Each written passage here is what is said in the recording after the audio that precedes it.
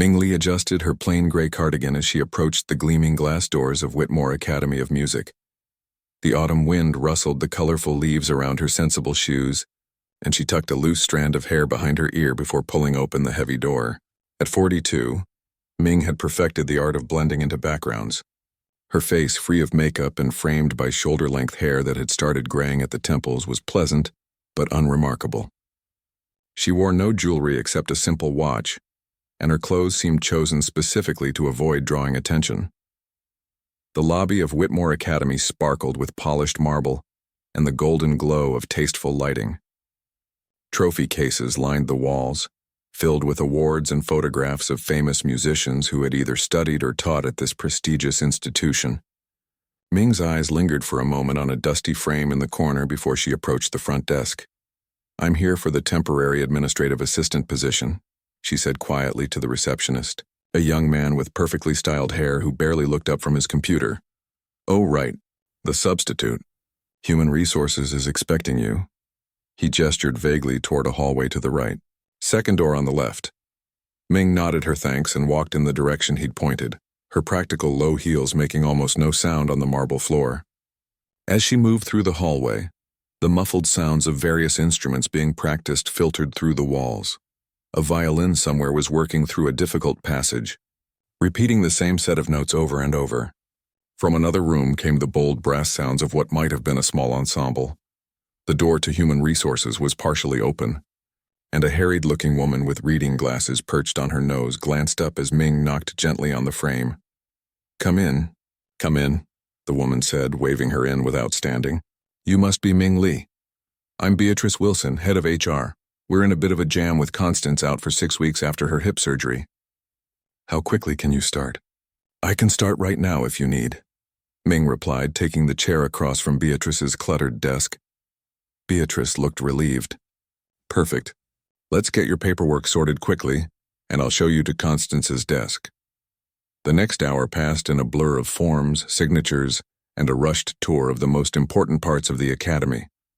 Ming absorbed the information silently, nodding at appropriate moments and asking practical questions about her responsibilities. Beatrice seemed pleased with her quiet efficiency. "Your main duties will be answering phones, managing the faculty schedule, processing student applications, and generally keeping things running smoothly," Beatrice explained as they arrived at a desk positioned in a wide hallway intersection. "This spot lets you monitor comings and goings and direct visitors. The faculty lounge is there," she pointed to a door across the hall, "but that's for teachers only.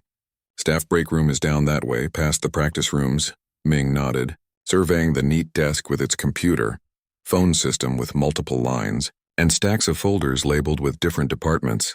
"Questions?" Beatrice asked, already backing away toward her office. "When should I take lunch?" "Whenever you can find 30 minutes between tasks.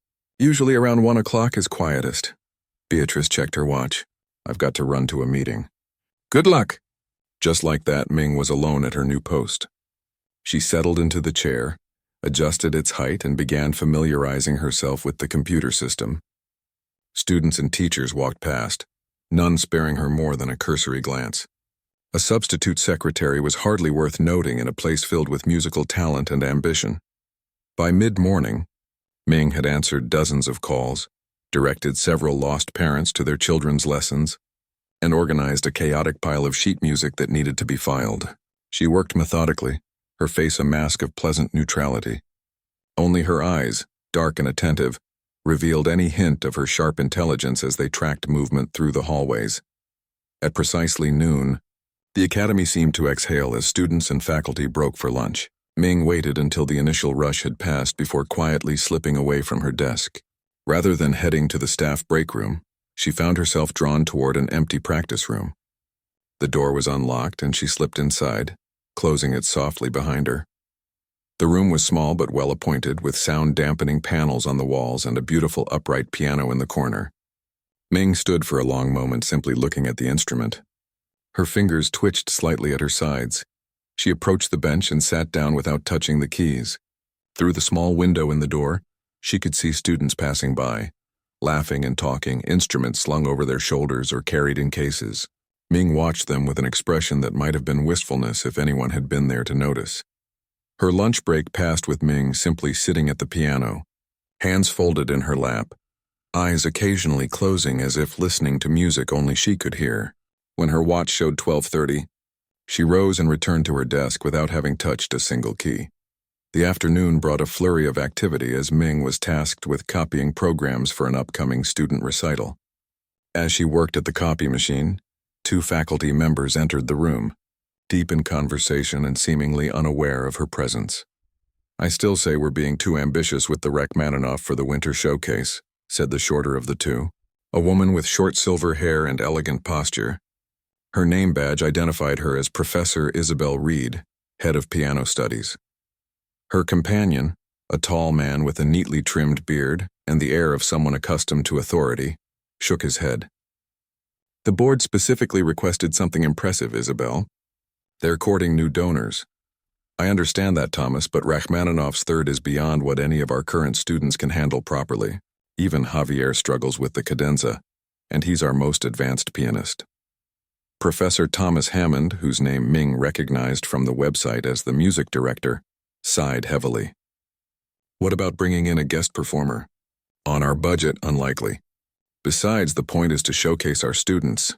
Neither acknowledged Ming as she gathered her copies and slipped past them out the door. If they noticed her at all, it was merely as a shadow, a pair of hands performing a necessary function. Over the next few days, Ming settled into her role. She arrived early, left late, and performed her duties with quiet competence. The faculty began to rely on her efficiency without really seeing her. She became like the furniture, useful but unremarkable. During her lunch breaks, Ming continued to visit the empty practice room.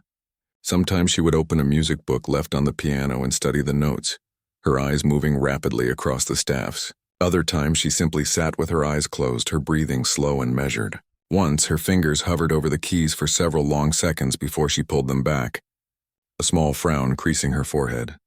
By the end of her first week, Ming had memorized most of the faculty names and faces, though few had bothered to learn hers. She knew which teachers were kind to struggling students and which expected perfection. She noted which students practiced during lunch and which only pretended to. She observed everything with those quiet, intelligent eyes, all while remaining nearly invisible. On Friday afternoon, as the academy prepared for the weekend, Professor Reed and Professor Hammond stopped at Ming's desk. "I need these letters sent to all the piano students' parents," Professor Reed said, dropping a USB drive on Ming's desk.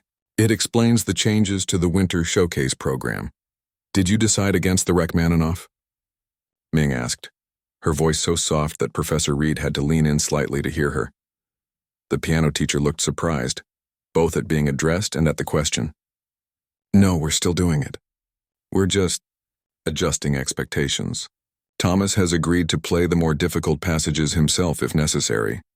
Professor Hammond looked less than thrilled at this prospect. "I haven't touched that piece in years," he muttered. "It's a challenging work," Ming commented, her eyes downcast as she plugged in the USB drive. "Indeed," Professor Reed replied, giving Ming a curious look. "Do you play Plays Mingli, and no, not really," Ming answered, her focus on the computer screen. "I just appreciate music." The professors exchanged glances and moved on, already discussing other matters. Ming remained at her desk, efficiently printing the letters, her face revealing nothing of her thoughts. As the academy emptied for the weekend, Ming was the last to leave. She locked up according to the instructions she'd been given, checking each practice room before turning off the lights. In the last room, the one she visited during lunches, she paused longer than necessary, looking at the piano in the dim light from the hallway. For just a moment, something shifted in her expression, a flash of longing so intense it transformed her ordinary features. Then it was gone, replaced by her usual pleasant blankness. Ming switched off the light and closed the door firmly, walking away with measured steps that echoed slightly in the empty building. Outside, the evening was cool and clear. Ming pulled her cardigan tighter around her shoulders and headed toward the bus stop. Just another person heading home after a long week of work, carrying secrets no one at Whitmore Academy could begin to guess. Ming had been at Whitmore Academy for exactly 2 weeks when the day of student auditions arrived. The hallways buzzed with nervous energy as young musicians clutched their instruments and sheet music, practicing last-minute phrases under their breath. Parents hovered anxiously, straightening collars and offering whispered encouragement. From her desk at the central intersection, Ming watched the organized chaos with quiet interest.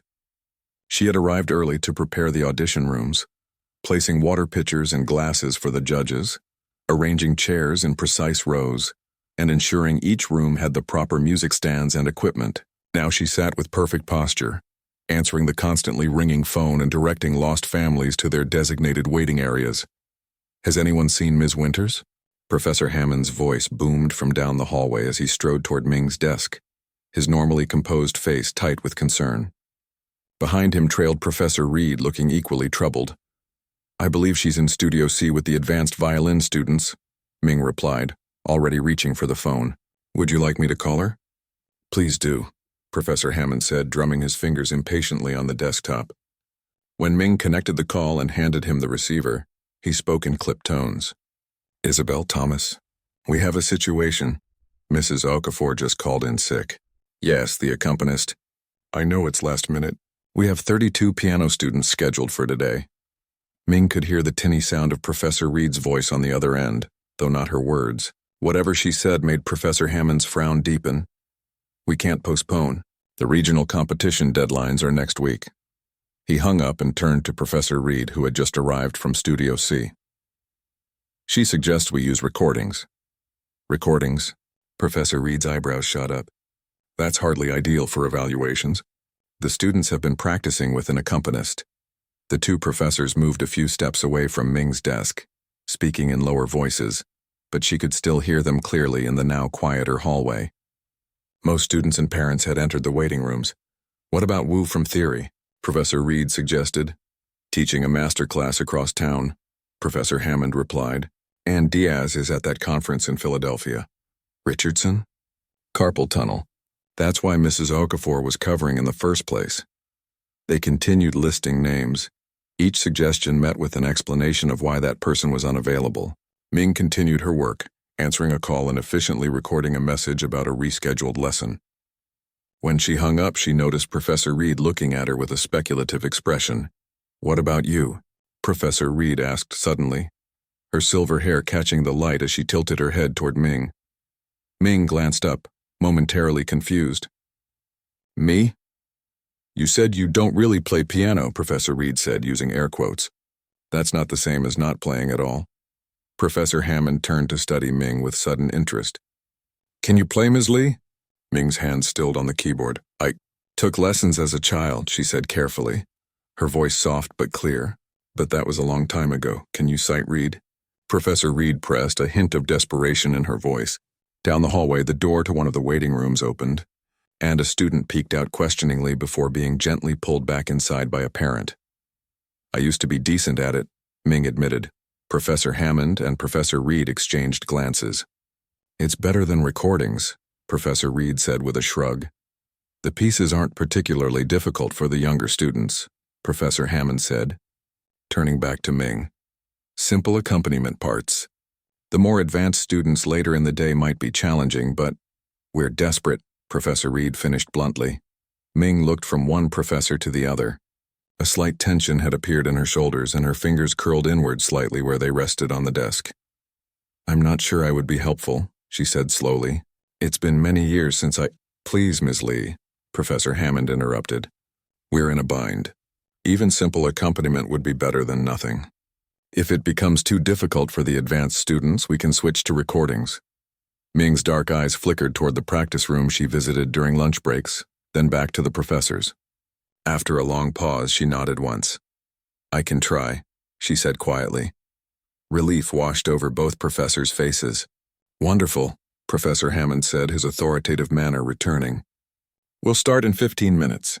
Studio A." As they walked away, Ming heard Professor Reed mutter, "This should be interesting," in a tone that suggested she expected a disaster.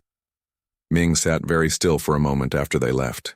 Then, with deliberate movements, she arranged her desk, set the phone to forward to the main office, and placed a "Please see main office for assistance" sign on her desk. She smoothed her simple navy skirt, and walked with measured steps toward Studio A. The large room was arranged with a grand piano at one end and chairs for the three judges at a table opposite. A music stand stood in the center of the room for the auditioning students. Ming approached the piano cautiously as if it might bite. Professor Hammond was arranging score sheets when she entered. He glanced up and gestured toward a stack of sheet music on the piano. These are arranged in performance order. The first student is doing Mozart Violin Sonata in E minor. Nothing too challenging. Ming nodded and carefully sat at the piano bench. She adjusted its height and distance from the keyboard with practiced movements that made Professor Hammond look at her with slightly more interest. "Have you accompanied before?" he asked. "A little," Ming replied, not meeting his eyes as she looked through the first few pieces of music. Her hands hovered over the keys without touching them, as if mapping out the notes in her mind. Professor Reed entered with a young boy clutching a violin case, followed by a woman who was clearly his mother. "This is Theo. He'll be our first performer today," she announced, then turned to Ming with a tight smile. "This is Ms. Lee, our substitute accompanist." The doubt in her voice was unmistakable. Theo's mother frowned slightly, but Theo himself simply nodded politely to Ming and began removing his violin from its case. "Whenever you're ready." "Theo," Professor Hammond said, settling at the judges' table with Professor Reed and a third judge who had just arrived on Theo, positioned himself by the music stand and nodded to Ming. She placed Mozart's score on the piano and took a deep breath. Her fingers touched the keys for the first time, playing a single chord as if testing the piano's response. Then she nodded back to Theo, and they began. The Mozart sonata flowed from the piano with clean, precise notes.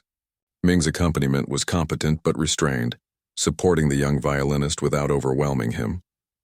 Professor Reed's eyebrows raised slightly, but she said nothing, making notes on her evaluation sheet. As the morning progressed, Ming accompanied a stream of young musicians, violinists, cellists, flutists, and clarinetists. With each piece, her playing became slightly less rigid, though she maintained a deliberate simplicity, never adding any flourishes or personal interpretation to the music. The judges seemed satisfied, and the crisis appeared to be averted. During a brief lunch break, Ming sat alone in the corner of the judges' room, sipping water and flexing her fingers. She had not played for so long in many years. Professor Hammond approached her with a sandwich from the platter provided for the judges.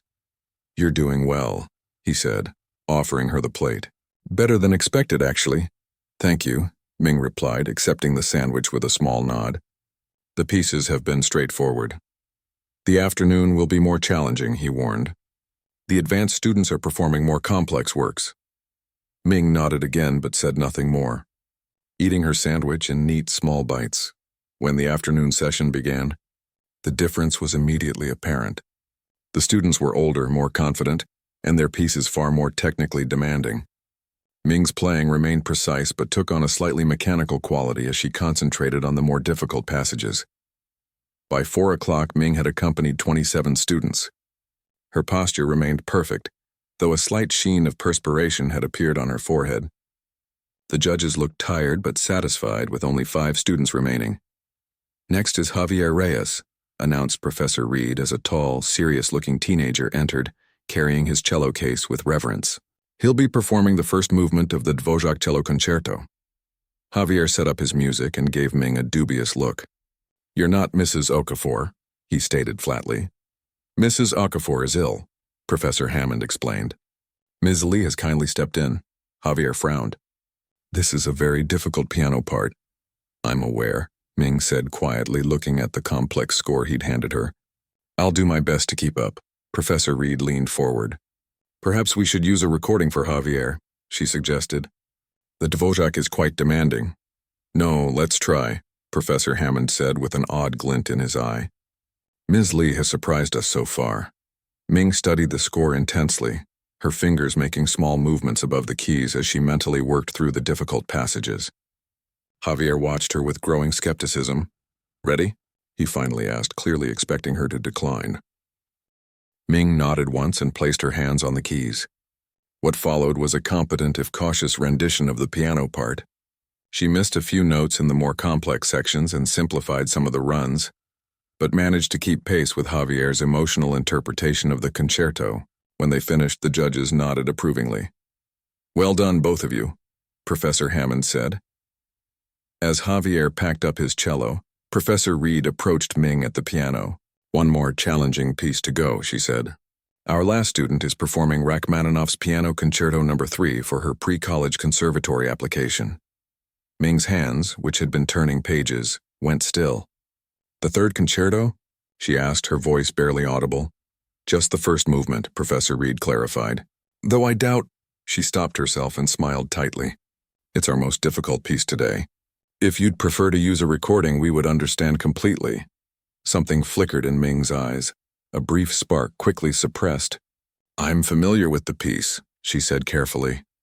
Professor Hammond, who had overheard, approached the piano with a challenging look. Are you? Most pianists consider it one of the most technically demanding concertos in the standard repertoire. Ming met his gaze for the first time that day. Yes, she said simply. I know. Well then, he replied, placing the score in front of her. Let's see how you do.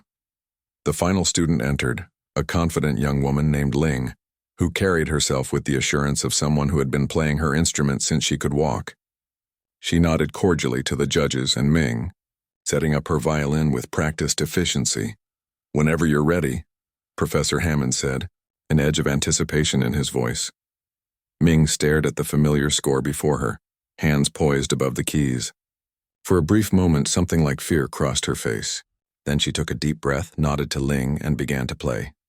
The opening notes of Rachmaninoff's third piano concerto filled Studio A, and something extraordinary happened.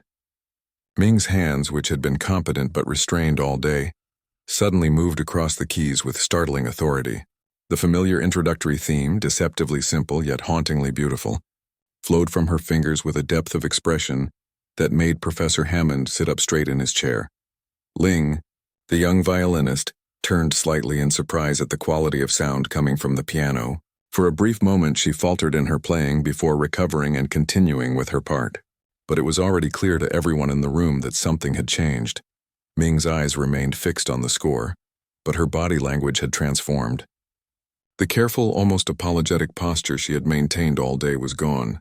Her back was straight but relaxed, her shoulders loose, her entire being seemingly connected to the instrument before her. As the piece progressed into more technically challenging passages, her fingers danced across the keys with breathtaking precision and speed. Professor Reed's pen had stopped moving on her evaluation sheet. She stared at Ming with wide eyes, her lips slightly parted in astonishment. Beside her, the third judge, Professor Chen, removed his glasses as if they were somehow deceiving him. What on earth? Professor Hammond whispered. Too quietly for anyone but his fellow judges to hear. The famous cadenza approached, that notorious section of the concerto that had broken the spirits of countless pianists. Ming's hands paused for just a fraction of a second before plunging into the cascade of notes. Her fingers became a blur, executing the rapid-fire octaves and complex chord progressions with seemingly impossible ease. The technical precision was flawless, but it was the musicality that left everyone in the room speechless. Each phrase spoke with emotion, the dynamics rising and falling like ocean waves, building to climactic moments that made the hair stand up on the back of the neck. Ling had stopped playing entirely now, her violin hanging forgotten at her side as she turned to stare openly at Ming. The transformation was not just in Ming's playing but in her entire being. The plain, forgettable woman who had blended into the background for 2 weeks was gone. In her place sat an artist completely immersed in her craft, her face alive with expression, her ordinary features somehow beautiful in their intensity. The door at the back of the studio opened quietly as other teachers and students, drawn by the extraordinary music echoing down the hallway, slipped inside. They stood against the walls, transfixed by the unexpected concert taking place in what should have been a simple student audition. Ming seemed unaware of her growing audience, lost in the world of Rachmaninoff's masterpiece. Her eyes had closed now, the notes flowing from memory as her hands found each key with perfect accuracy. The grand piano, which had sounded merely adequate all day, now sang with its full voice under her command, responding to her touch as if it too had been transformed. Professor Reed leaned toward Professor Hammond. "That's not just good accompanying," she whispered urgently. "That's world-class solo performance." Professor Hammond nodded, unable to take his eyes off Ming. "Who is she?" he murmured back. The piece reached its thunderous conclusion, Ming's hands delivering the final chords with passionate intensity. Then suddenly it was over. The last notes hung in the air as Ming's hands lifted from the keys and returned to her lap. For several heartbeats, absolute silence filled the room. Then the applause began. It started with Professor Chen, who had risen to his feet without realizing it and spread quickly through the room. The gathered students and teachers clapped with genuine enthusiasm, a few calling out, "Bravo!" From the back, Ming's eyes opened and she seemed startled to find herself the center of attention. The transformation that had overtaken her during the performance began to recede, like a tide pulling back from shore. Her shoulders curved inward slightly, her gaze dropped, and the remarkable presence she had commanded just moments ago dimmed visibly. Professor Hammond stood and approached the piano, his face a mixture of amazement and confusion. "Ms. Lee," he said, his voice uncharacteristically gentle. "That was extraordinary." Ming's hands twisted together in her lap. "Thank you," she said quietly. "I'm sorry if I overstepped. I got carried away." "Overstepped?" Professor Reed had joined them at the piano. "My dear, that was one of the finest renditions of Rachmaninoff's Third I've ever heard. And I've heard many." The crowd of onlookers had grown, filling the back of the room and spilling into the hallway. Whispers raced through the group. "Who is she? Isn't she the new secretary? Did you hear those runs? How did she memorize that whole piece?" Ling, the forgotten auditionee, stood awkwardly with her violin. "That was amazing," she offered sincerely. "I've never heard it played so well." Ming seemed overwhelmed by the attention. Her eyes darted toward the door as if calculating an escape route. Professor Hammond sensed her discomfort and turned to the crowd. "Thank you all for your interest, but we need to continue with our auditions. Please give Ms. Lee and our students some space." Reluctantly, most of the onlookers dispersed, though a few teachers lingered near the doorway, unwilling to miss whatever might happen next.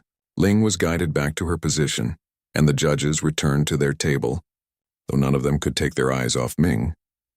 "Perhaps," Professor Hammond suggested, "we should reschedule Ling's audition for another day. I think we're all a bit distracted." Professor Reed nodded in agreement. "An excellent idea. Ling, would tomorrow morning work for you?"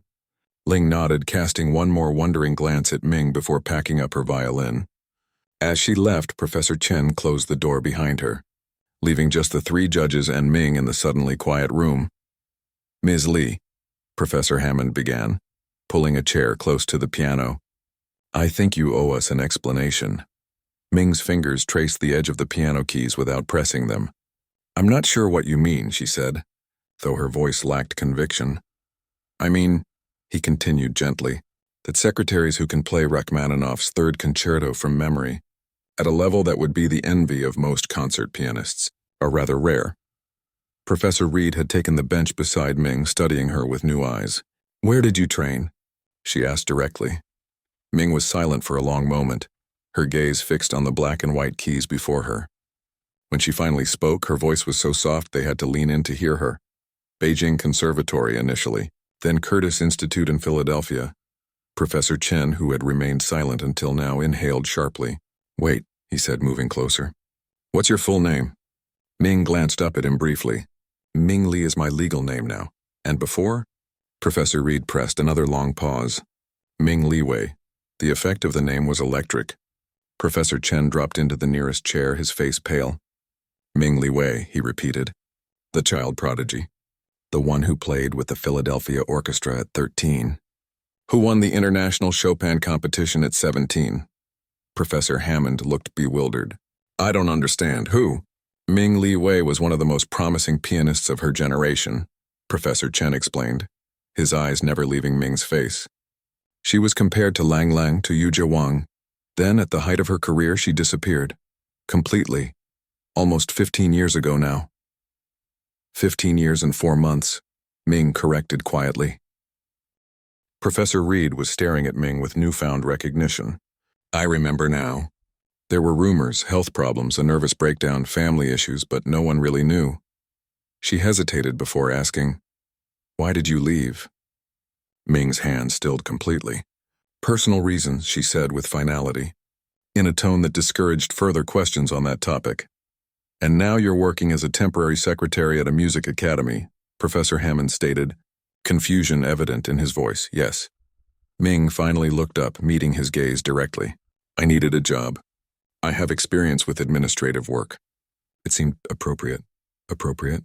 Professor Reed couldn't keep the incredulity from her voice. You have one of the most remarkable musical gifts I've ever encountered, and you're answering phones and making copies? A flash of something, pride perhaps or defiance, crossed Ming's face. There's nothing wrong with honest work, Professor Reed. Of course not, Professor Reed backpedaled. But surely you must miss playing. What we just heard, that wasn't someone who's lost their connection to music. Ming's expression softened slightly. I didn't say I don't play anymore. I just don't play professionally. Or publicly. Until today, Professor Hammond pointed out with a small smile. Until today, Ming agreed, a hint of her own smile briefly appearing. The door opened again and Beatrice from HR poked her head in. I heard the most amazing... She stopped when she saw the serious faces of the gathered faculty. Is everything all right? Everything's fine, Beatrice, Professor Hammond assured her. We've just had a rather surprising afternoon. I should get back to my desk, Ming said, standing up from the piano bench. I've left it unattended too long. Ms. Lee, Professor Hammond began, then corrected himself. Ms. Lee Wei? Just Lee, please, she interrupted firmly. Lee Wei was before. Ms. Lee, then, he conceded. Would you consider speaking with us later? Perhaps after closing? Ming hesitated, then gave a small nod. I'll be here until 5:30. As she walked toward the door, students and faculty in the hallway parted to let her pass, watching her with new eyes. The plain, forgettable woman who had been invisible to them for 2 weeks was suddenly the center of attention. Whispers followed her down the corridor. Did you hear her play? They say she was famous. I can't believe that's the same person who's been answering phones. Ming kept her eyes forward and her back straight as she returned to her desk. She sat down, adjusted her simple cardigan, and picked up a ringing phone. Whitmore Academy of Music, she said in her usual quiet voice. How may I direct your call? But something had changed. The mask of ordinariness she had worn so carefully had slipped, revealing the extraordinary person beneath, and there was no going back. Word spread through Whitmore Academy like wildfire. By 5 o'clock, everyone from the janitor to the board chairman had heard about the plain secretary who played Rachmaninoff like a concert pianist. Some versions of the story claimed she had reduced Professor Reed to tears. Others insisted she had played the entire concerto from memory while blindfolded. The truth was dramatic enough without embellishment. Ming sat at her desk answering calls and sorting paperwork with the same quiet efficiency she had shown for the past 2 weeks. But the hallway around her desk was unusually busy. Students found reasons to pass by, stealing glances at her as they whispered to their friends.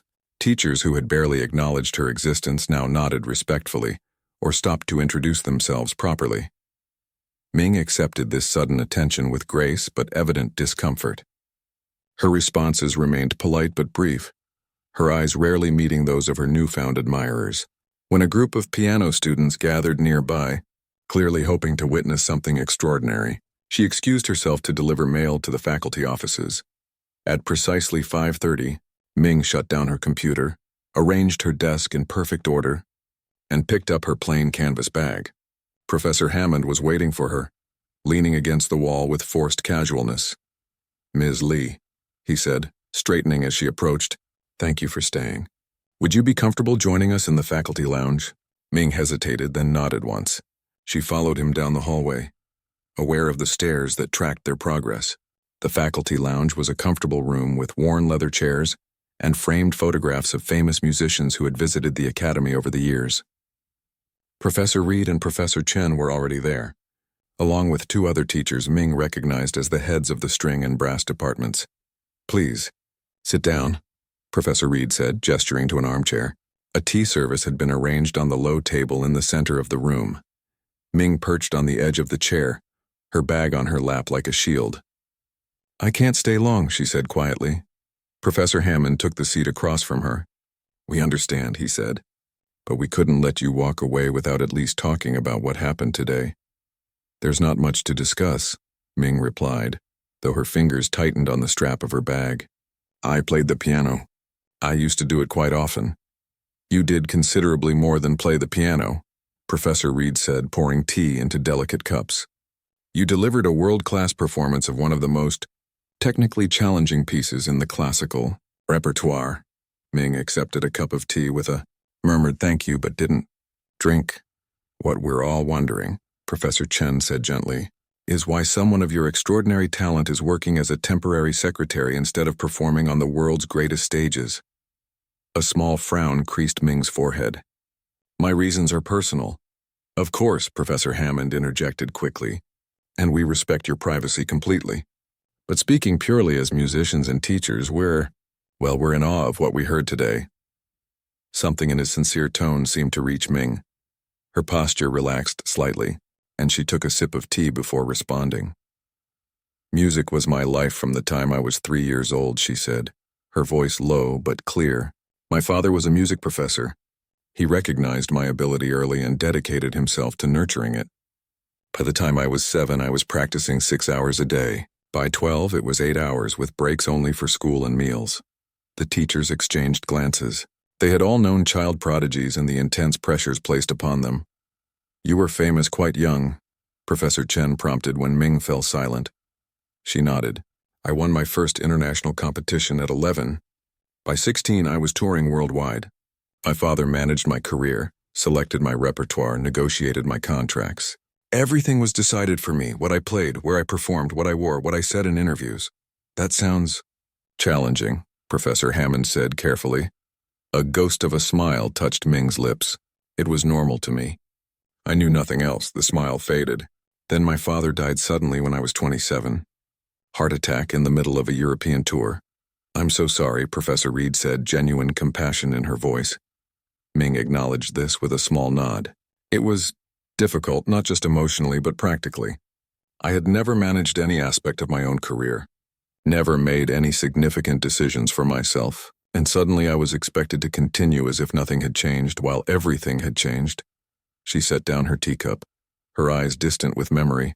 I finished the tour. I had commitments, contracts, but I was lost. The music that had always been my voice, my breath, started to feel like a prison. Each performance became more difficult than the last. I began to have panic attacks before going on stage. Performance anxiety can be crippling, Professor Chen said with understanding. Many great artists have struggled with it. It wasn't just anxiety, Ming clarified. It was an existential crisis. I didn't know who I was apart from the piano. I didn't know what I wanted because I'd never been allowed to want anything for myself. Her voice remained calm, but her hands had begun to tremble slightly. She clasped them together to hide it. So you disappeared, Professor Hammond concluded. I withdrew from public life, Ming corrected. I changed my name legally. Li was my mother's family name. I moved to a small town where no one knew me. I got a job in an office, rented a modest apartment, and for the first time in my life, I decided my own schedule. What to eat, what to wear, how to spend my free time. But the piano? Professor Reed asked, leaning forward. Did you stop playing entirely? Ming shook her head. No, I bought an upright with a headphone jack. I play for myself now. Only for myself. Until today. Professor Chen pointed out with a gentle smile. Ming looked down at her hands. Until today, she agreed. A thoughtful silence fell over the room. Professor Hammond broke it with a direct question. Do you miss performing, Ms. Li? For the first time, Ming seemed genuinely uncertain how to answer. I don't know, she admitted finally. There are moments when I hear a particular piece or when I'm playing something I love that I remember the joy of sharing music with an audience. But then I remember the pressure, the expectations, the constant scrutiny. She shook her head. I've found peace in anonymity.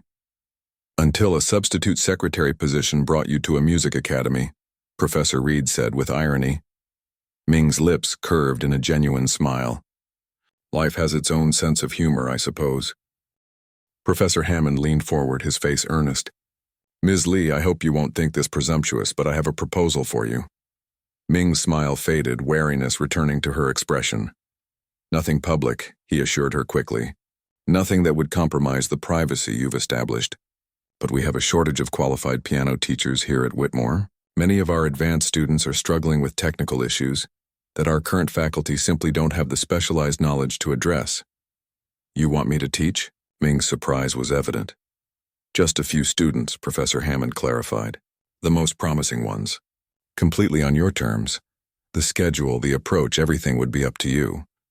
We would, of course, offer you appropriate compensation, Professor Reed added. Significantly better than the administrative rate, I assure you. Ming was silent for a long moment, her expression unreadable. I've never taught before, she said finally. I'm not sure I would be good at it. The best performers aren't always the best teachers, Professor Chen acknowledged. But you have something invaluable to offer our students, not just your technical mastery, but your experience, your perspective. And you wouldn't have to give up your privacy entirely, Professor Hammond said. We could list you simply as Ming Li, piano instructor. No biography in the faculty directory, no public recitals, no press releases about your background.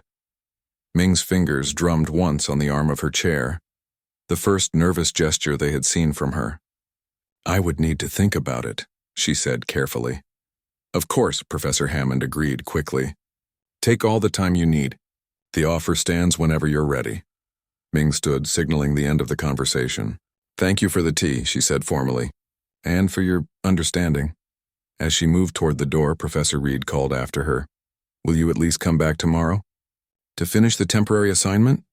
Ming paused, her hand on the doorknob. Yes, she said after a moment. I complete what I start. She left the lounge with the same quiet dignity with which she had entered it, closing the door softly behind her. The four teachers looked at each other in amazement. Well, said Professor Hammond, leaning back in his chair, that was not how I expected this day to go when I woke up this morning. Do you think she'll accept? Professor Chen asked. Professor Reed shook her head. I honestly don't know. She's been running from this world for 15 years. That's a powerful habit to break. Outside in the hallway, Ming walked toward the exit, her footsteps echoing in the nearly empty building. The security guard at the front desk looked up as she passed. Have a good evening, Ms. Lee, he called cheerfully. Thank you, Mr. Patel, she replied, using his name for the first time. You too. The surprise and pleasure on his face as she stepped outside made her smile slightly. The evening air was cool on her face as she walked to the bus stop, her mind turning over the events of the day and the unexpected offer from Professor Hammond. On the bus ride home, Ming sat by the window watching the city lights blur past. For the first time in years, she allowed herself to imagine a different kind of life. Not the frantic, pressured existence of her performing days, but not the complete anonymity she had hidden within either. Something in between, something new. She leaned her head against the cool glass, remembering the feeling that had swept through her when her hands touched the keys of the grand piano, the way the music had flowed from some deep, unchanged place inside her, the freedom she had felt, just for those moments, to be fully herself. Ming closed her eyes. Perhaps she thought it was time to stop running. Perhaps it was time to find out who Ming Li truly was. Not the famous prodigy, not the invisible secretary, but the woman who contained both and yet was neither. The bus continued through the night, carrying her toward home and whatever tomorrow might bring. 3 months had passed since the day Ming had stunned Whitmore Academy with her performance of Rachmaninoff's Third Piano Concerto. Winter had settled over the city, dusting the Academy's grand entrance with snow and turning the practice room windows frosty around the edges. Inside, the hallways buzzed with excitement as students and faculty prepared for the annual Winter Gala, the Academy's most prestigious event of the year. Ming sat at her desk, but it was no longer the temporary administrative station in the main hallway. She now occupied a small office near the piano practice rooms, with a brass nameplate on the door that read simply, Ming Li, piano instructor. The space was modest but pleasant, with large windows overlooking the snow-covered courtyard and a small upright piano in the corner. She was reviewing her lesson notes when a knock sounded at her door. Come in, she called, looking up from her work. Professor Hammond entered, a red scarf still wrapped around his neck from his journey across campus. Good morning, Ming, he said, using her first name as he had begun to do after she accepted the teaching position. Do you have a moment? Ming nodded and gestured to the chair opposite her desk. Of course. How are the gala preparations coming along? That's actually why I'm here. Professor Hammond unwound his scarf and sat down, an unusual nervousness in his manner. We've had a situation develop. Viktor Zaslavsky has the flu. Ming raised her eyebrows slightly. That's unfortunate. I hope he recovers quickly. So do we all, but the doctor says there's no chance he'll be well enough to perform on Saturday. Professor Hammond leaned forward. As you know, he was our featured soloist for the Tchaikovsky Piano Concerto. Yes. I remember. Ming's voice was carefully neutral, but her posture had stiffened almost imperceptibly. The gala is our biggest fundraising event of the year. Board members, major donors, arts patrons from across the country, they'll all be there. We can't simply cancel the centerpiece performance. Ming was already shaking her head before he finished speaking. Thomas, if you're about to suggest what I think you are, just hear me out, he interrupted, holding up his hands. This would be nothing like your previous performing career. One night, one piece for a small audience of people who care deeply about music education. No critics, no touring schedule, no pressure to build a career. Ming's eyes drifted to the small collection of framed photographs on her desk, pictures of her students, bright-faced young people whose lives she had entered over the past few months. She had started with just 3 advanced students, as Professor Hammond had initially proposed. Now she taught 12, ranging from gifted 10-year-olds to serious pre-conservatory teenagers. I'm not a performer anymore, she said quietly. I'm a teacher now. You're both, Professor Hammond countered gently. Everyone who heard you that day 3 months ago knows that the artist in you is very much alive. Ming stood and walked to the window, looking out at the snow falling softly on the grounds. Students hurried along the pathways, instrument cases clutched to their chests, scarves flying behind them. I haven't performed in public for 15 years, she said. Not really. That day with the Rachmaninoff was different. I wasn't thinking about an audience. I was just playing.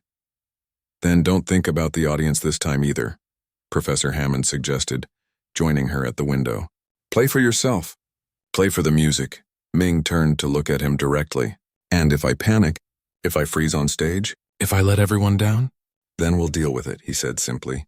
But I don't believe that will happen. Neither does Isabel or Wei, or any of the other faculty who have come to know you these past months. Ming returned to her desk, running her fingers lightly over her lesson notes, pages filled with observations about her students' progress, their strengths and struggles, the moments when understanding had dawned in their eyes. My students would be there, she said, more to herself than to Professor Hammond. Yes. They're very proud of you, you know, especially the ones who were here that day with the Rachmaninoff. They tell the story to every new student who comes for lessons with Ms. Lee, the secret piano master. He smiled as he said this last part. Despite herself, Ming smiled too. They do have active imaginations. So, Professor Hammond said, hope evident in his voice, will you consider it? The Tchaikovsky is already in your repertoire, if I remember correctly. Ming nodded slowly. It was one of my signature pieces before. She was quiet for a long moment, then asked, would my name be in the program? My full name? Professor Hammond hesitated. We would list you however you prefer. Ming Li only, if that's what you want. Another silence fell between them as Ming considered the proposal.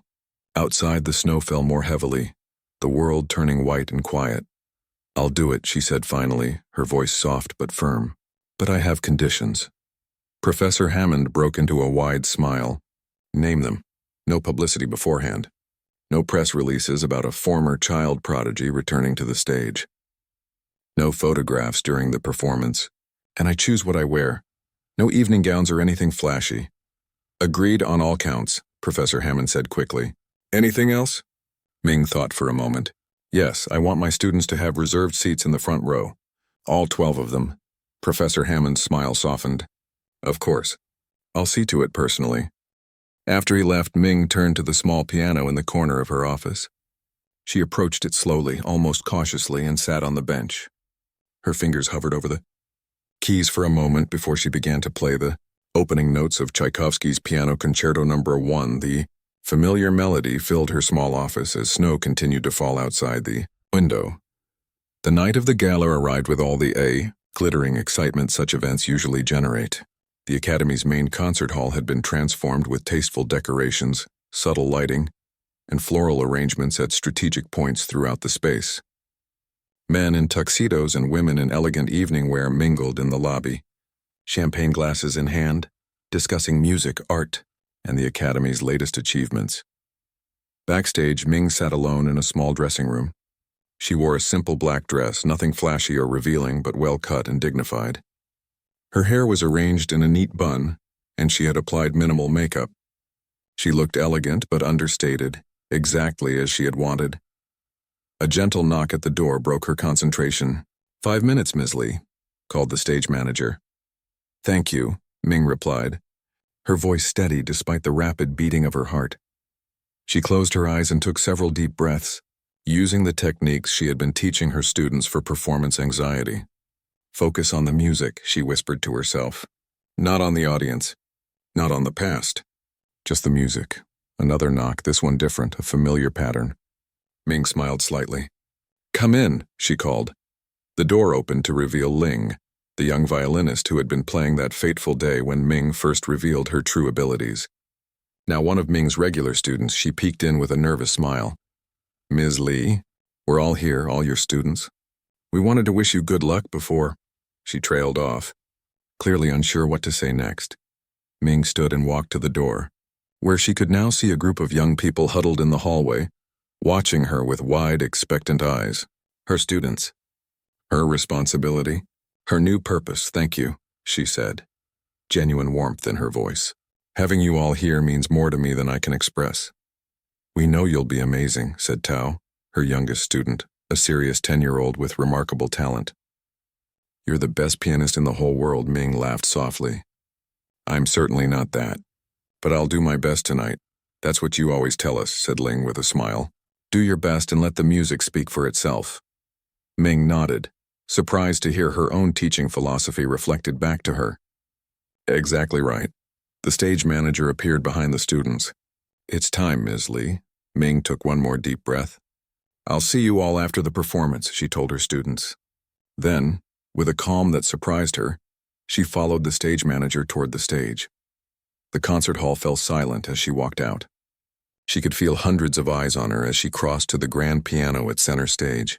The orchestra was already seated, instruments ready. Professor Hammond stood on the conductor's podium, watching her with quiet confidence. Ming took her place at the piano, adjusting the bench with practiced movements. She nodded to Professor Hammond, indicating she was ready. He raised his baton, and the orchestra began the famous opening chords of Tchaikovsky's concerto. Ming's hands poised above the keys, and for one heart-stopping moment, she felt a flash of panic. Then her eyes found the front row, where 12 young faces watched her with absolute trust and admiration. Her students. The next generation of musicians. The future. Her fingers struck the keys with authority and passion. The powerful chords of the piano's entrance rang through the concert hall, and Ming felt something she hadn't experienced in 15 years. The pure joy of making music not just for herself, but for others.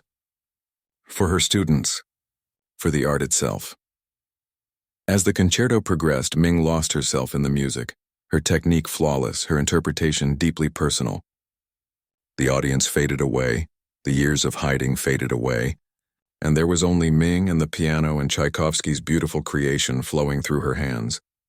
When the final triumphant chords sounded, and Ming's hands lifted from the keyboard, the hall erupted in applause. The audience rose to their feet as one, applauding with genuine enthusiasm. Ming stood and bowed gracefully, her eyes finding her students in the front row, all of them on their feet, some wiping away tears, all of them clapping until their hands must have hurt.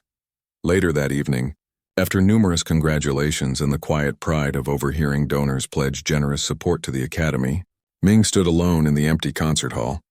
The audience and orchestra had long since departed. Only the grand piano remained on stage, its lid now closed. Ming approached it one last time, running her fingers lightly over its polished surface. She wasn't the same person who had fled the concert stage 15 years ago, nor was she merely the quiet secretary who had blended into the background. She was Ming Lee, teacher, pianist, and finally, after all these years, herself. As she turned to leave, she noticed a small figure standing in the back of the hall. It was May, one of her newest students, a shy girl with enormous potential who reminded Ming of herself at that age. Ms. Lee, May called softly, her voice echoing in the empty space. I just wanted to say, your playing tonight made me want to practice harder than ever before. Ming smiled, a full, genuine smile that reached her eyes. That, she said, is the greatest compliment anyone could give me. Together, teacher and student walked out of the concert hall and into the snowy night, where new possibilities awaited them both.